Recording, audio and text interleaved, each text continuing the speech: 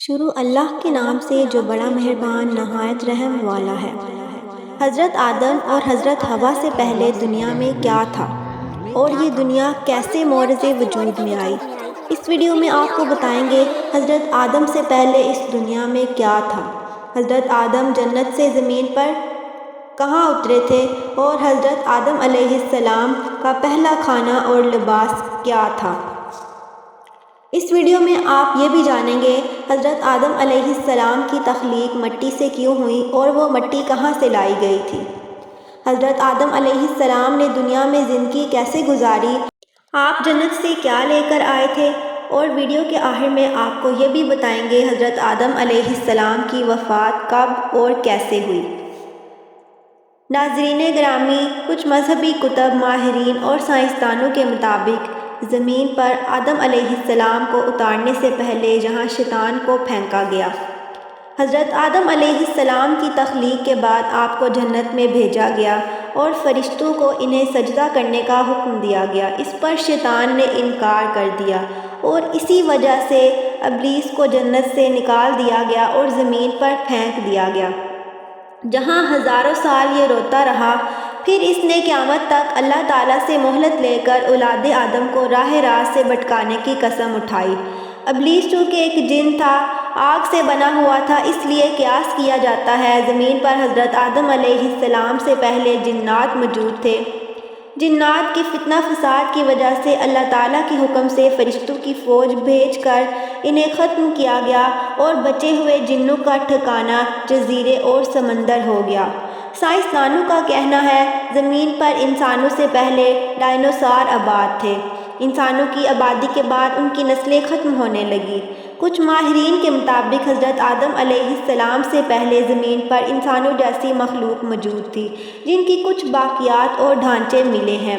یہ خیال کیا جاتا ہے حضرت آدم علیہ السلام سے پہلے بھی زمین پر انسان موجود تھے جو باقی امتوں کی طرح ختم ہو گئے یا کر دیے گئے۔ کچھ لوگوں کے مطابق زمین خلائی مخلوقات کا مرکز تھا۔ سورۃ ہود کی آیت نمبر 27 میں بیان کیا گیا ہے، وہی ہے جس نے زمین اور آسمان کو 6 دن میں پیدا کیا اور اس وقت اس کا عرش پانی پر تھا۔ اس آیت کے مطابق حضرت آدم علیہ السلام سے پہلے زمین پر صرف پانی موجود تھا، کسی بھی مخلوق کی طرف اشارہ نہیں کیا گیا۔ اسی متعلق نبی کریم صلی اللہ علیہ وآلہ وسلم سے پوچھا گیا، آسمانوں اور زمین کے پیدا کرنے سے پہلے زمین پر کیا تھا؟ تو نبی کریم صلی اللہ علیہ وآلہ وسلم نے فرمایا، اللہ کے سوا کچھ نہ تھا، نہ اوپر ہوا تھی نہ نیچے ہوا تھی، مطلب کہ کچھ نہ تھا۔ پھر اس نے پانی پر اپنا عرش پیدا کیا، گویا یہ تھی مخلوقات کی ابتدا۔ بخاری شریف میں بیان ہے، ایک دفعہ نبی کریم صلی اللہ علیہ وآلہ وسلم کے پاس یمن سے ایک وفد آیا اور کہا، ہم آپ سے علم لینا چاہتے ہیں، آپ ہمیں بتائیں اس زمین پر حضرت آدم علیہ السلام سے پہلے کیا تھا؟ نبی کریم صلی اللہ علیہ وآلہ وسلم نے فرمایا، کچھ نہیں، صرف اللہ تھا اور عرش پانی پر تھا اور لوح محفوظ پر قلم سے سب لکھ کر محفوظ کر لیا گیا۔ نبی کریم صلی اللہ علیہ وآلہ وسلم فرما رہے تھے، بلا شبہ اللہ تعالیٰ نے سب سے پہلے قلم کو پیدا کیا، پھر اللہ نے اسے حکم دیا کہ لکھ، چنانچہ وہ اسی وقت چل پڑا اور قیامت کے دن تک ہونے والی ہر چیز اس نے لکھ لی۔